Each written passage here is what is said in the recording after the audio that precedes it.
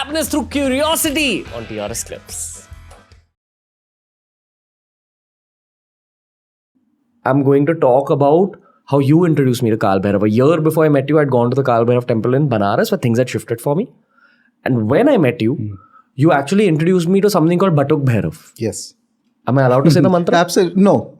But speak of Batuk Bhairav. Okay. I have said the mantra on a previous episode. Oh, it's okay. No problem. Okay. There is a word in that mantra which goes Reem. What does that even mean? What is Batuk Bhairav? What are the Bhairavs? Because what I have seen shift in my life after I've started this mantra is a deep affinity towards Shiva. I've had dreams related to it. I've had very intense experiences in my meditation related to Shiva. And everything in my material life is moving too fast. Be it new people coming in, material opportunities, growth, everything you can think of from a material perspective has just become extremely speedy. And at the same time, I'm partially overwhelmed and I partially feel very capable and brave to be able to deal with the speed. This wasn't there earlier in my life. My whole 20s, I dealt with so much self-doubt that self-doubt has just gotten erased to the degree where you can't even see, the marks of it. That's the personal level input.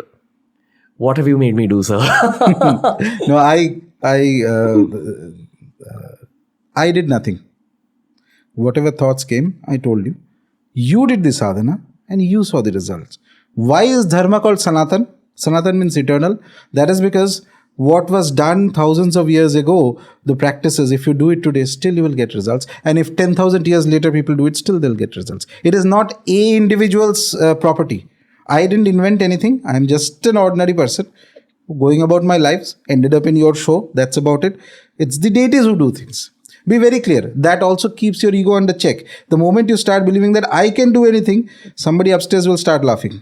Okay. They'll just pull the rug from under your feet and all mera jitna vidya hai and all that whatever you know, you'll start falling. So even such an emotional and mental thing like self-doubt, which is so deep-rooted, can be erased by the deities. Yeah.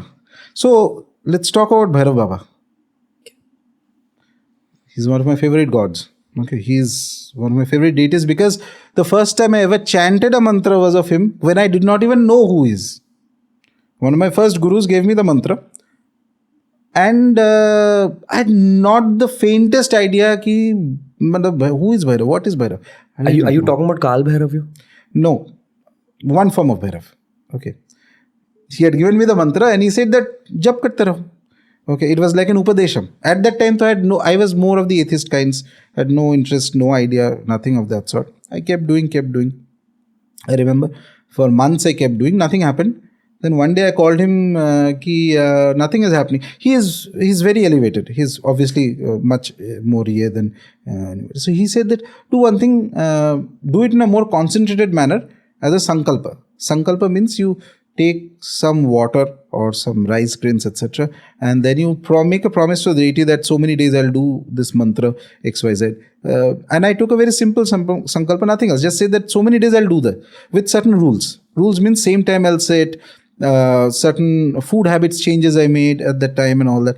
And I remember that time as a bachelor. So as it happens with bachelors, weekends means that you go out to drink with friends. That's all there is in life. Nothing else is there. So 7 days, 5 days a week you work and Saturday, Sunday is like the end of the world. Okay. So now I'm being very frank. How I remember. So at 10 o'clock at night, I used to sit with that mantra and it used to take me 1.5 hours, 11:30. So even I remember one of my friends asked me, we are going out, would you come with me? I said, no, you guys go, I'll come. I'll catch up with you. Okay. So I finished that. I didn't have any expectations with it. I just thought that let me try it. But by the 40th day, and I've spoken of this before also. So 40th day, I remember I was in Bangalore, I was having a cup of coffee.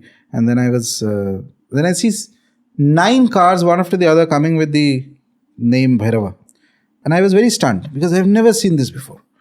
And first 1, 2, I thought it's coincidence. When so many of them came, then this is like, you can't ignore it, that type of thing. But my mind was still skeptical. After that, I had a vision of a presence in my room. Wherever. So, anyway, that's how the my journey with Bhairava started, etc. Bhairava, the word actually means, there are two different interpretations of it. One is that it means terrifying. Okay. The other is that, but terrifying to whom? Why are you terrified of Bhairava? Because he is like that force which is absolutely naked. There are no conditionings. He has not put up any makeup. He has not done any. Digambara, the word that is used, who's sky clad, which means they're naked, is basically somebody who's unconditioned truth. If anything that I've realized in my sadhana of Bhairav Baba is that he loves truth. And he prepares, and the truth is the only thing that we are scared of.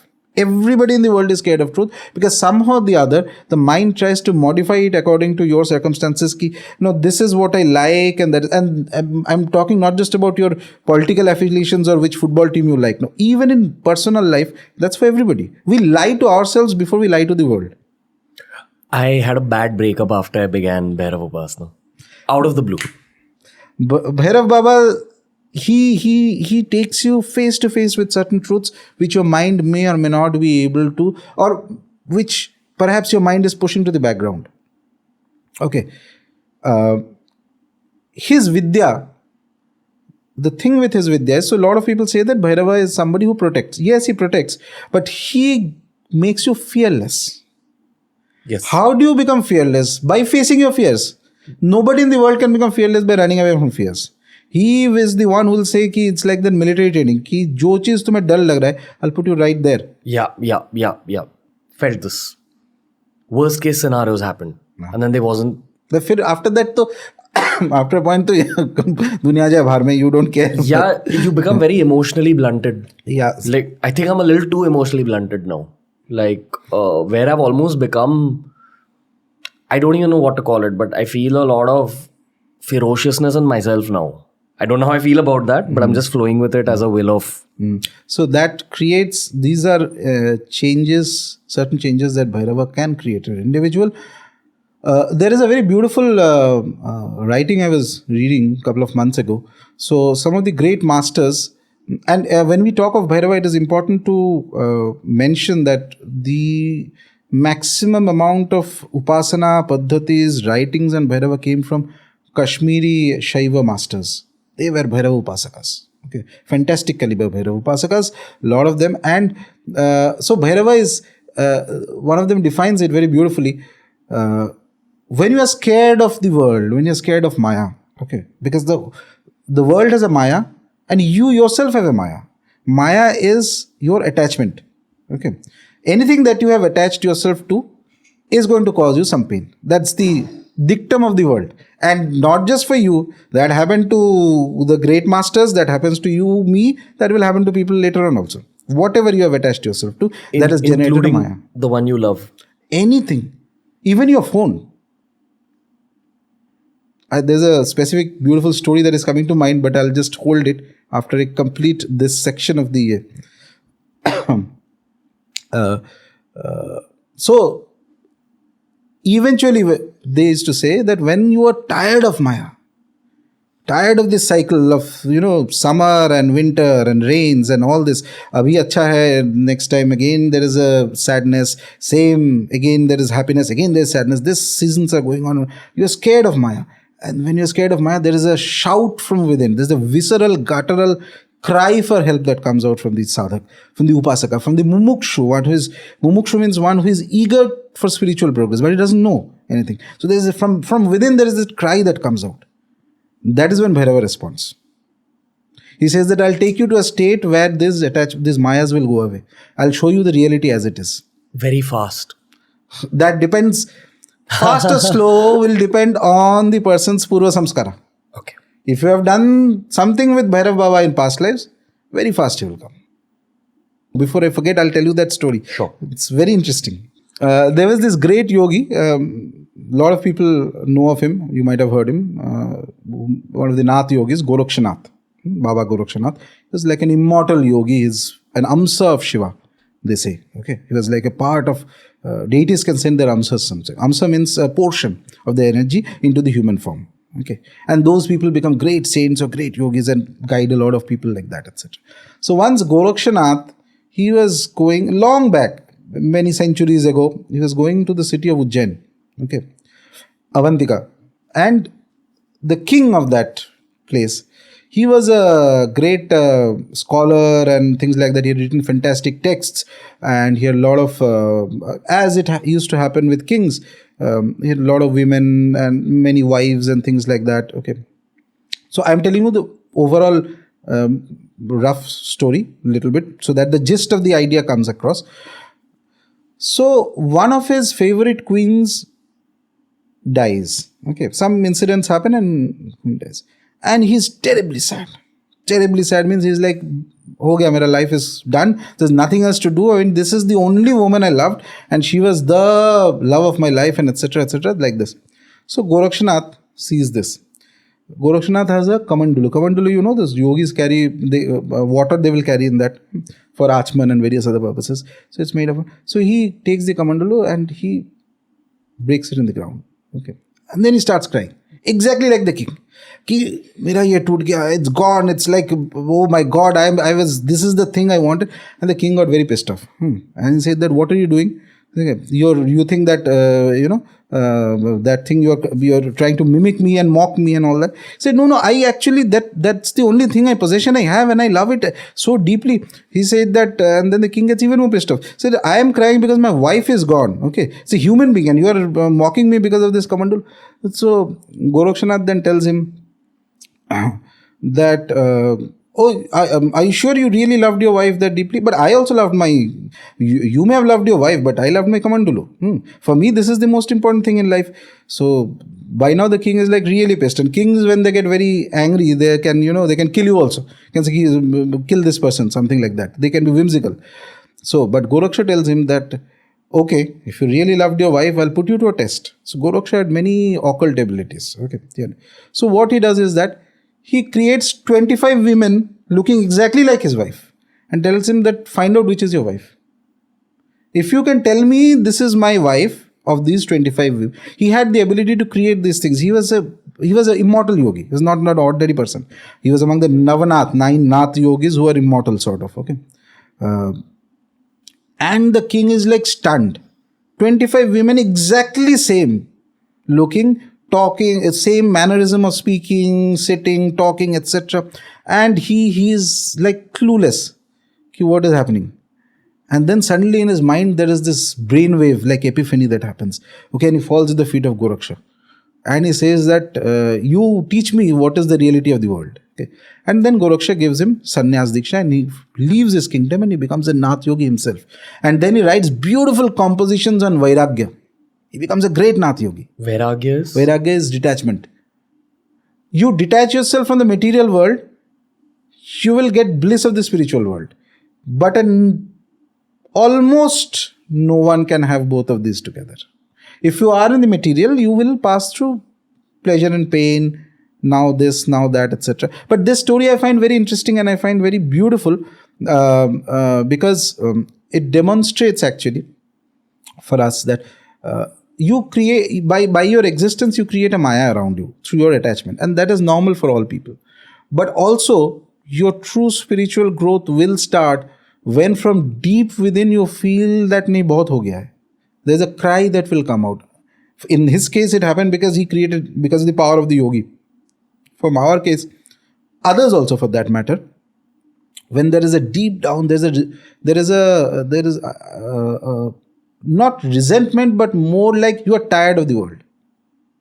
बहुत हो गया, सब देख लिया, everything. See, the same theme you will find in the first chapter of the Gita is Arjuna Vishad Yoga. Vishad means he's in a state of depression. He's confused that these are my relatives. अभी तक तो there was full jingoism of what करना है सब कुछ है. At the moment he's confused. These are my relatives. Okay, he doesn't know. So it creates a dilemma in the mind. You are tired. You don't know what the hell it is. And then you look for somebody who's more intelligent and wiser and more capable. Ki, boss, tell me what it is. And then there is the whole Gita that flows. Okay. And after that he tells him, no, you have to still fight because this is destined. This is dharma. You cannot escape from dharma. But you fight with a degree of detachment. This is the crux of all spiritual practices at the end of the day. Even if you read Yoga Vashishta, which is one of the most beautiful texts it starts off this way, that Lord Rama is having conversation with Rishi Vashishta, and Vashishta is explaining. Vashishta is his Kula Guru. But Rama starts off this way, that I have seen all the women, I've seen all the wealth, I've seen everything. I have no attachment to what is. I'm tired of all this. What is there? What is beyond this?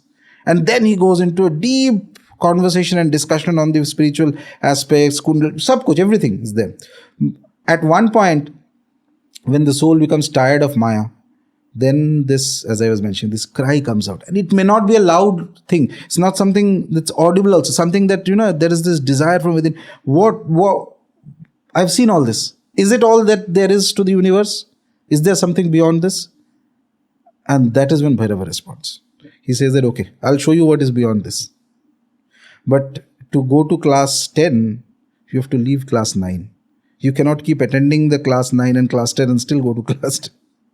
I saw the video you did about Kal Bhairav Upasana. You said that one of the tests for your Upasana being successful, your prayers to Kal Bhairav being successful, is that dogs will be drawn to you. Yeah. So dogs are very interesting creatures. Dogs have an instinct for loyalty. Other animals also have it, but dogs have it more than others. Okay. And see, Bhairava Vahana is considered as a dog. Okay. Dogs are basically, if I remember, I had read somewhere long back, I think wolves or whatever, they domesticated and became dogs. Okay. From the time when dogs started living with humans, perhaps there is no other creature that has lived with humans longer than dogs. Okay. Consider that is when Bhairava decides that I'm going to help this species. Okay. And the other thing is that a dog is a guardian, sort of. If you have a dog at home, if there is anybody who's disturbing anything like that, he will figure out, etc. One of Bhairava's typical instincts for an individual is that apart from the core tattva, which is that he makes you fearless, he also guards you very fantastically. He guards you from, even if Bhairava's blessing is with an individual, if you are supposed to go down into some negative pitfall, etc., he is the one who can pull you out of it. And that's what I tell people, that Bhairava is the only deity who can pull you out of a nightclub and make you sit into a meditation room. Baki log to jayega hi nahi uske andar. It's already too corrupted place. They will not go. He will go there. If he likes, he will pick you up from there. Even if you cry and do whatever, baitha dega tumhe meditation mein. He is the one who can do that. Okay. And I've seen that happening with people. So like dogs can guard, Bhairava guards his upasakas very strongly. Very strongly. Only thing is that you cannot lie to him. He is a god of truth. He hates lies. When you're saying you can't lie to him, I understand one, you're talking about the tantric rituals where if you've made promises, you got to follow them. No, not that. Oh. I'm saying something more fundamental, which means that when you are worshipping Bhairava, make it a point to sit calmly and tell him everything. And tell him everything means even your flaws. मैंने नहीं ये कर पाया. I tried this. If you're honest, he will help you. If you're dishonest, he detects dishonesty in 1 second. You don't have to tell the world, but you have to tell him clearly and without pretense. And that is very important. Without pretense. He doesn't like pretense. So if you can, to the world, you can pretend to be, and that is the one thing which most people don't do. To the world, they pretend that I've seen that they are great devotees of bhaktas. Bhakta is devotee, great devotees of this god. इतना मैं भजन कर रहा हूँ, ये कर रहा हूँ, वो कर रहा हूँ, फोटो डाल के सब कुछ चल रहा है. And when they come in front of the deity, they pretend that they are great sadhaks. ठीक है, sadhak means one who is doing lot of practices and yoga कर रहा है, ये कर रहा है. Equation should be completely different. To the world, you become a sadhak. To the world, you do a sadhak. When you are sitting in front of your devata, you are just a devotee. And like a devotee, you speak to him. Not just ask, you tell him that this is what is going on. I'm not able to deal with it. I don't know what to do. These are my flaws. These are my weaknesses. I'm incapable beyond this. Help me out. Tell him, speak. And then one day the response will also start coming. Honesty is very important in Bhairava Upasana. And I personally, in this context, I have guided a lot of people into basic Bhairava sadhana in my life. Not complicated, basic ones. Including me. But go on. This is a lot of Bhairava sadhana. I believe that in the coming years and decades, it's very good to do Bhairava Upasana. A lot of the problems that we face as a country as a civilization is also due to the neglect of Bhairava at a certain level. See, Bhairava is the guardian of spaces. He is known as Kshetrapala. One of his names is. Kshetra means an area. He guards that area. Exactly like a dog is going to guard you if you have a friendship with a dog. Our country is a divine Kshetra. Whole country.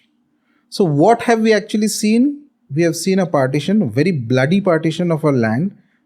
What used to be at one point, part of it is gone, etc. So basically your borders have been rearranged. The Kshetra has been disturbed. A Kshetra can be disturbed when the Lord who guards the Kshetra has not been invoked properly. Not been pleased? Not been invoked and pleased, and whatever way you look at it. So that's my way of looking at it. And even today, all the borders have problems, whether it's the Punjab side border or Kashmir or whatever, etc., have problems, etc. And this lack of Bhairava Upasana, by the way, started not just now, many centuries ago when there are various invasions happened and knowledge systems were lost. So today the conception of Bhairava for average people is that, oh, koi gaon ka kuch devata hai, ye hai, wo hai, etc., some dark energy. Nothing of that sort. He is the most spiritual one. If you allow Baba to rule your life, he's going to make you completely spiritual. Okay, and he will make you fearless and he will take you beyond your own deficiencies and things like that. And I've seen he responds very fast, by the way. Coming to the speed talking, there are for the sake of completeness of Bhairav Tattva.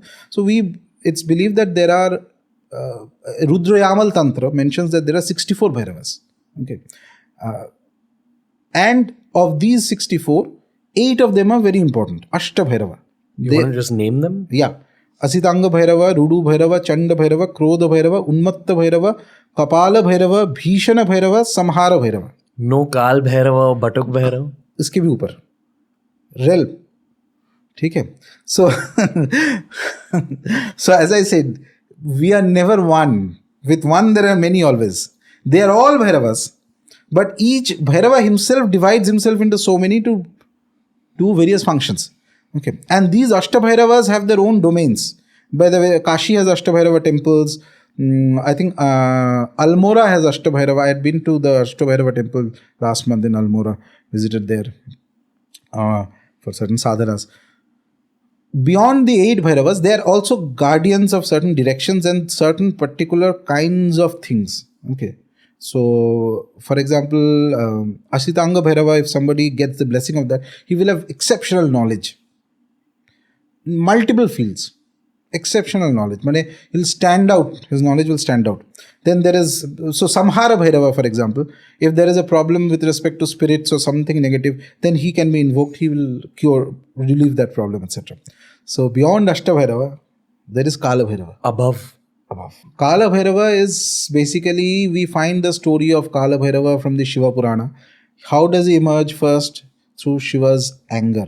So there is, the story is there that Brahmaji and Vishnu, they are having a conversation, and this story appears in multiple Puranas with slight changes. More or less the gist of it is that they are having a conversation who is greater.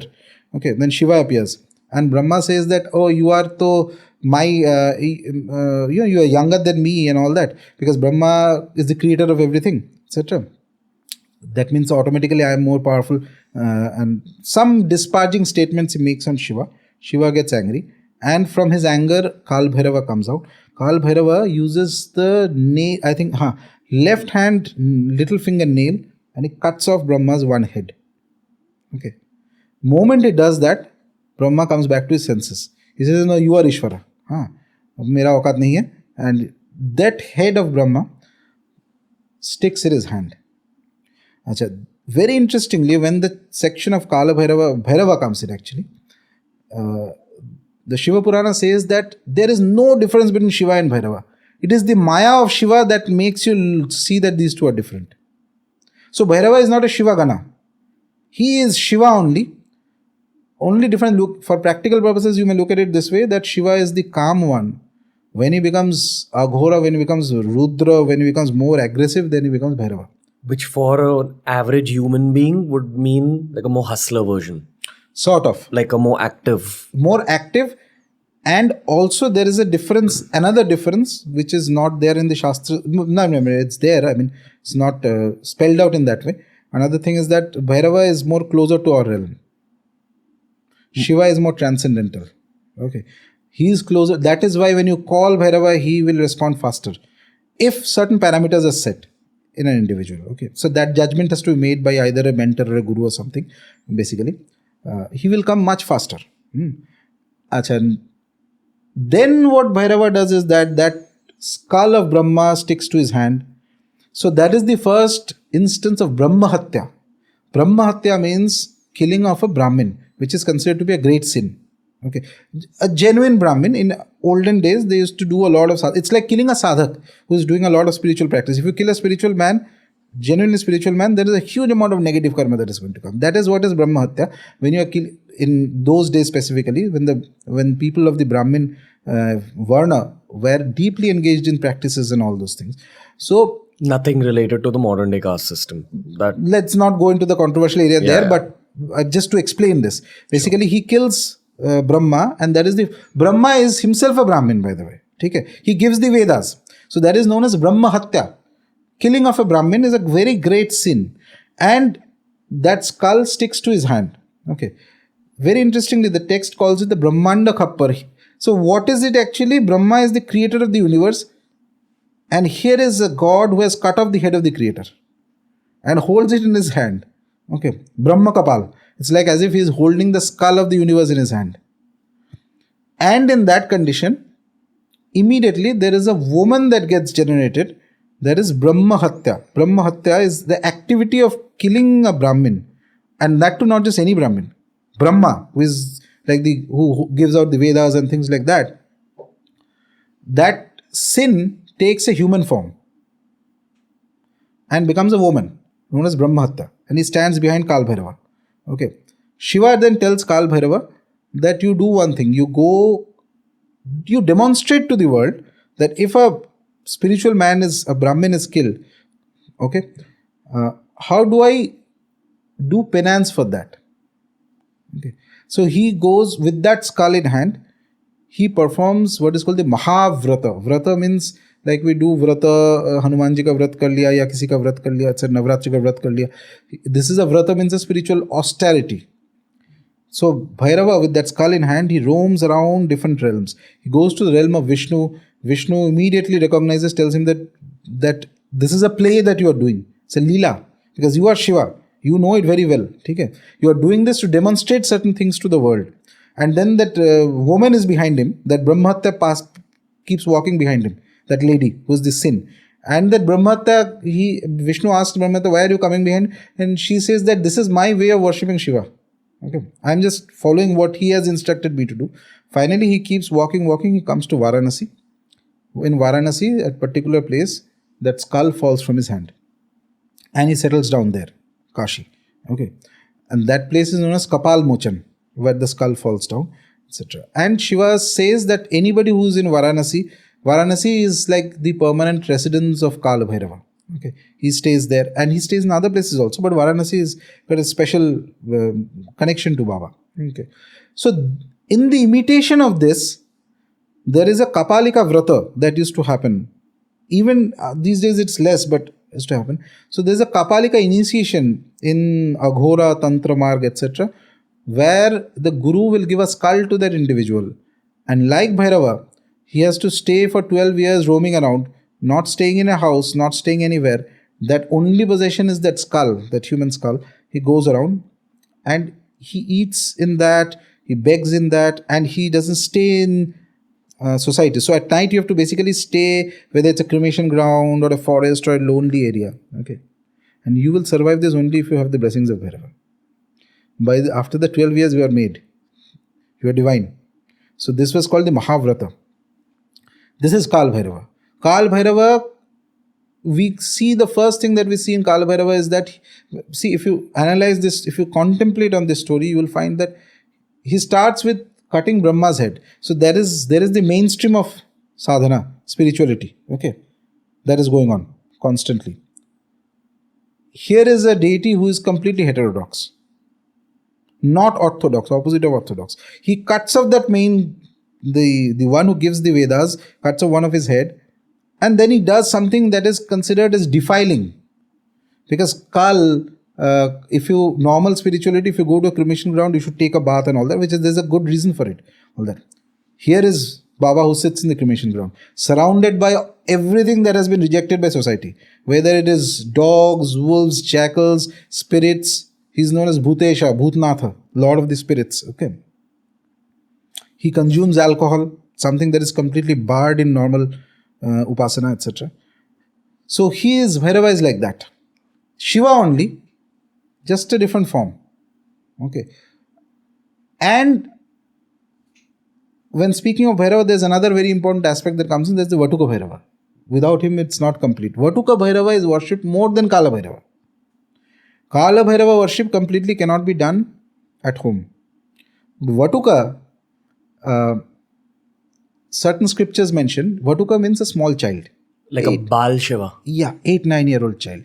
So what Shakti does is that Vatuka is like a son of Kali. It's like a son of Matara. Okay, like a son of Chinnamasta.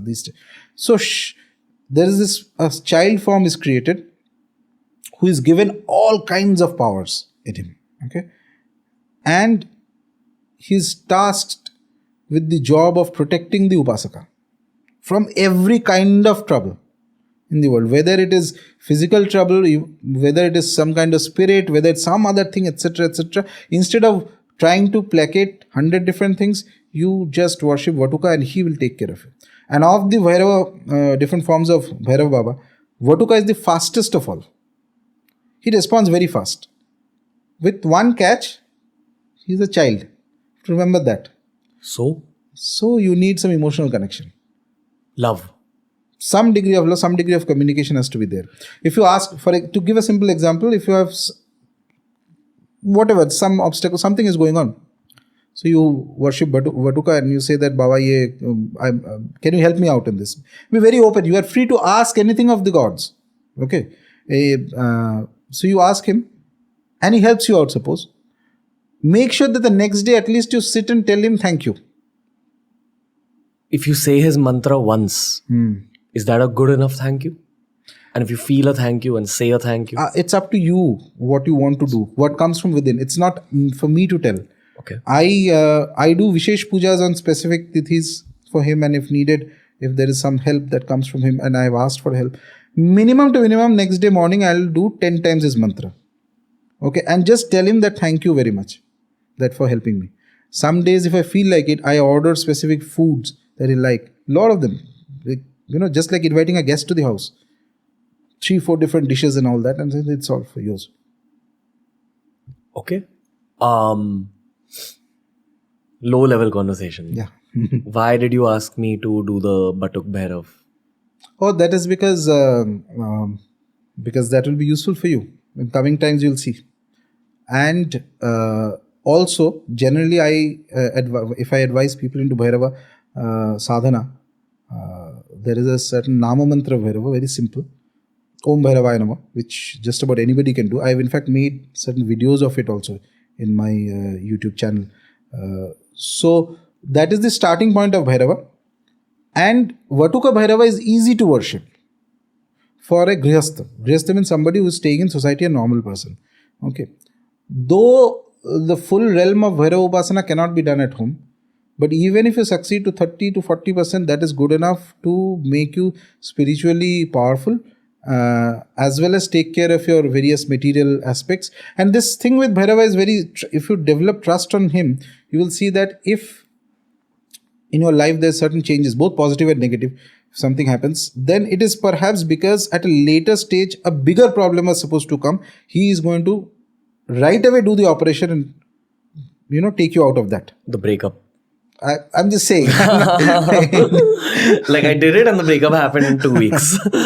Like it was great relationship, just flipped. I'll not comment much on that, but yeah, Baba Thanks, protects you. No, I'm kidding. I can't tell you how grateful I am to you because I'm seeing what's happening in my life post the breakup also. He's wonderful. In last 20-30 years in India, 2 deity upasana has increased tremendously. One is Vatuk Bhairava and one is Ma Baglamukhi. That's for another reason, different reason. Okay. Well, that's going to be in the Mata podcast that we will do. So if you enjoyed this video, make sure you check out this playlist for more videos just like this. It's TRS Clips.